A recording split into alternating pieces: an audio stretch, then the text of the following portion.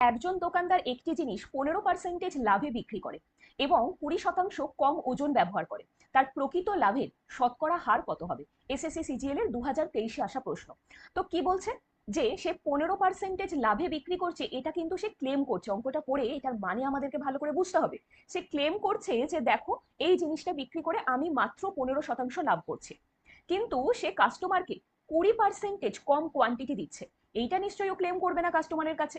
এইটাও লুকিয়ে লুকিয়ে করছে যে 20% কম ওয়েট দিচ্ছে, কিন্তু কাস্টমারকে ক্লেম করছে যে আমি মাত্র 15% লাভ করছি। তাহলে এই ক্ষেত্রে অ্যাকচুয়ালি ওই দোকানদার কত পার্সেন্টেজ লাভ করেছে সেটা আমাদের বের করতে হবে। তো খুব সহজ হিসেব, এই ধরনের প্রশ্নগুলোতে তুমি ধরে নেবে 1 গ্রামের অ্যাকচুয়াল দাম হচ্ছে 1 টাকা, এবং তুমি অ্যাকচুয়াল যে কোয়ান্টিটিটা সেটাকে তুমি 100 গ্রাম ধরে নাও, যেখানে 100 গ্রামের অ্যাকচুয়াল প্রাইস কত হবে বলো? 100 টাকা। 1 গ্রামের দাম যদি 1 টাকা আমরা ধরি, তাহলে যেখানে কাস্টমারকে 100 গ্রাম ওজন দেওয়ার কথা ছিল সেখানে সে 20% কম ওজন দিচ্ছে। তাহলে কত গ্রাম দিচ্ছে বলো?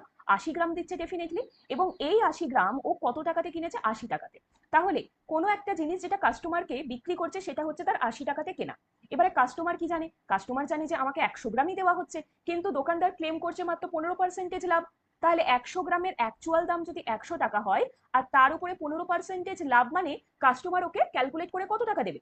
115 টাকা দেবে, ঠিক না? তাহলে 80 টাকার কেনা জিনিস সে যদি 115 টাকাতে বিক্রি করে, তাহলে তার এখানে কত টাকা লাভ হয়ে গেল? 35 টাকা লাভ হয়ে গেল। আর আমাদেরকে কি বলেছে?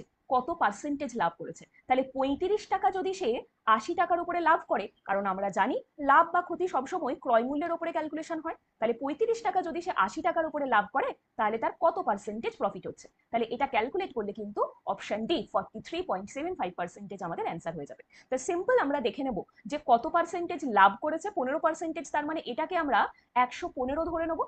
আর কত পার্সেন্টেজ কম দিচ্ছে? 20% কম, তার মানে 80 ধরে নেবো। তাহলে 80 আর 115 যে গ্যাপটা, সেটাই কিন্তু ওর অ্যাকচুয়াল প্রফিট, যতটা কম দিচ্ছে তার উপরে। তাহলে ডাইরেক্ট কিন্তু আমরা এইটা পেয়ে যাবো।